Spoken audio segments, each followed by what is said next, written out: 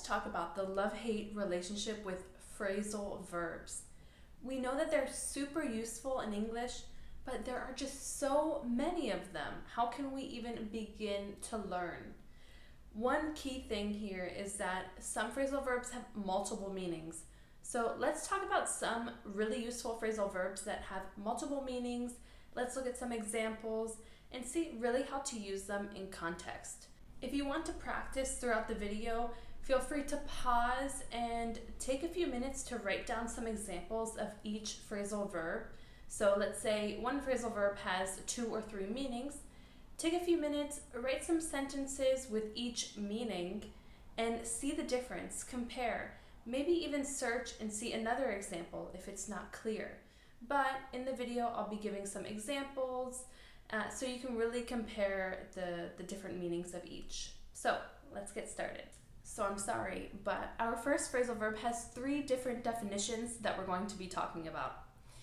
So the phrasal verb is back up. Let's get into the 3 different definitions. The first one is to save a file of something on a computer, phone, some sort of device.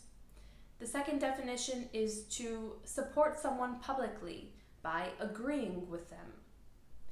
And our third definition is to prove something with support and facts. So, looking at these 3 definitions, of course they're different, but they're not so different that it's impossible to remember.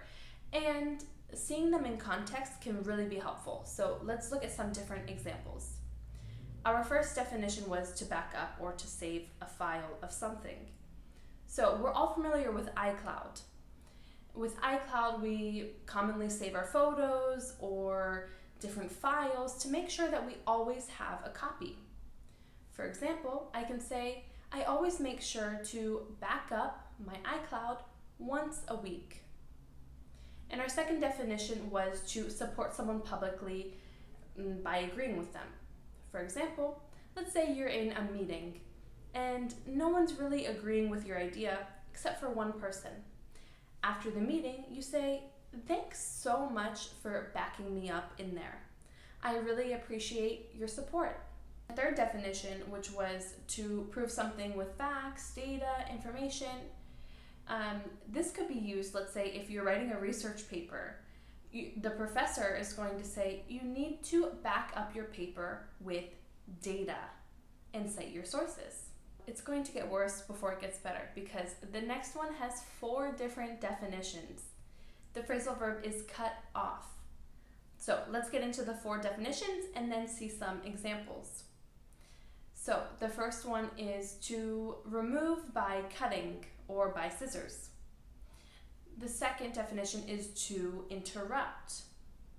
Third, to disconnect. And to stop the supply of something. So let's go with the most obvious one, to cut or to remove with scissors or by cutting. This is if we have something like a tag on the shirt, on a new shirt, or maybe a loose end on the end of our shirt. We're going to cut it off. That one's easy. So interrupt. For example, my coworker is always cutting me off in meetings. I can't say anything without him talking over me or talking at the same time. He's always cutting me off. So in this case, we can see it's being used as interrupt. He's starting to talk at the same exact time. How rude. All right, the third definition is to disconnect. This can be used with phones, with electricity. For example, my phone was cut off because I forgot to pay the bill. So this is usually when something is disconnected for a specific reason. Maybe you haven't paid the bill, something is wrong with the service. And the last one was to stop the supply of something. Let's look at 2 different examples to really see the context of both. The first one, a bartender needs to know when to cut off a customer. So to stop the supply of something, it's a bartender. So in this case, we're talking about alcohol. If a customer is drinking too much and maybe is a little bit drunk, The bartender needs to cut off or stop the supply of alcohol to ensure safety. And another example is a mom decides to cut off the use of a tablet or a phone from the child. Or maybe the child was cut off from the tablet. Maybe he's using it too much. He is a little bit addicted to the tablet. So the mother stopped the supply of the tablet. So like I said before, it had to get worse before it could get better. So let's look at an easier one. Give away. Here we have 3 different definitions. So let's break them down. The first one is to give something for free to someone. And the next one is to share emotions that you wanted to conceal. And the third is to give information that should have been kept private or secret. So looking at all of these definitions, they're very similar. Something is being given or being shared in some way. Let's look at examples of each. So every year I go through my closet and I choose some clothes to give away. In this way, it's being used as to donate as well. Another way could be not just for donate, but to give something to someone and not have them pay. And our second definition was to share emotions that we wanted to conceal. Let's say she has such a poker face, which means that she never shows any emotion. She has such a poker face that she never gives anything away. She never shows any of her emotions. And our third one was to give information that should have been kept secret. So it's important that you don't give away the ending because he's never seen this movie. In this case, we don't want to share information about the ending of the movie because it's his first time watching it. I can't promise that this next one is easier, but there are only 2 definitions that we're going to look at. So, to look up. The first definition is to search for information from a particular source or sources.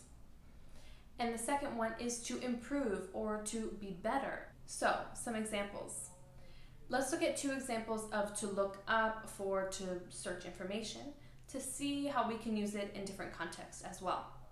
So, I can say I need to look up this information because I am doing a report. So, it's a lot of information. Maybe I need to use multiple sources and I really need to do my research. I need to look it up. The second example of look up in this way could be, I can't remember where the restaurant is. Let me look it up real quick. So I'm just going to go on Google Maps and find the location. You can see how maybe we can use it in a more serious or stronger way if we need to find a lot of information, or in a casual way to look up something online, to find an address, in many different ways. And then our second definition was to improve or to be better. So, for example, last year was really difficult, but things are starting to look up.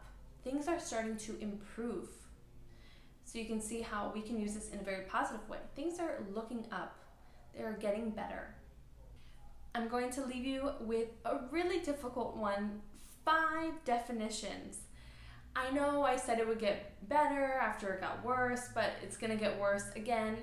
But I think after this, you'll be very motivated and have a little bit more understanding of each of these phrasal verbs.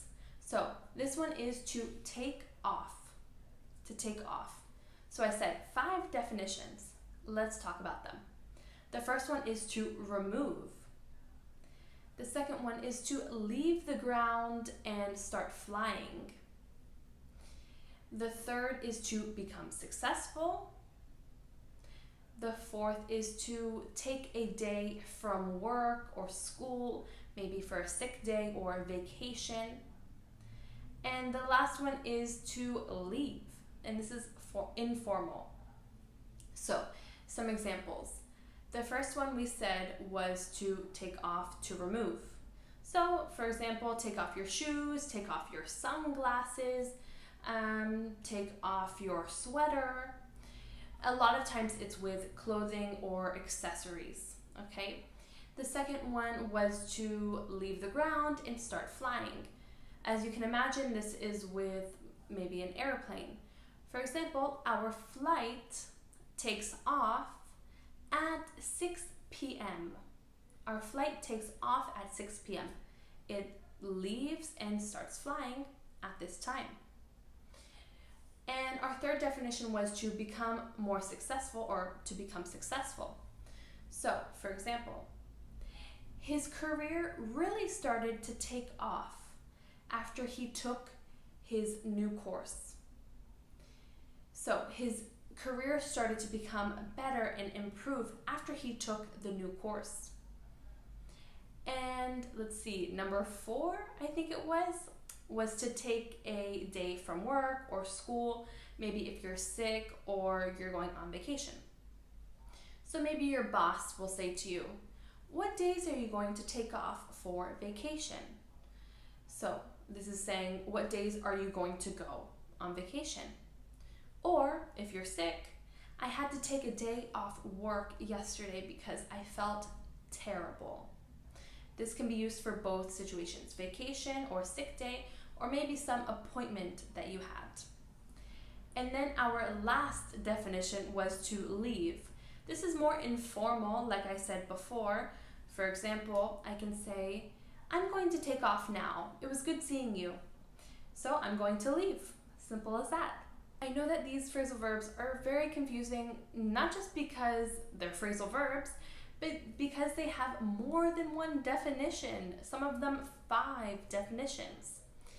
And you'll see a lot of phrasal verbs that are like this, many different definitions, but in some cases you can relate them and see similarities. And with context, it's always helpful to understand and see the difference. And a lot of times we have another verb that means the same thing in a more formal or general way. For example, like to take off was to leave. We can just simply say, I'm going to leave. But if you're speaking with native speakers or English speakers who are very advanced, these are phrasal verbs that they might use. So even if you don't use the phrasal verbs all the time, at least understanding them in context can be very, very valuable and help you improve and understand and feel more in tune with English. If you enjoyed the video, please don't forget to like and subscribe so you can stay updated with any new videos. And thanks so much for watching. See you next time.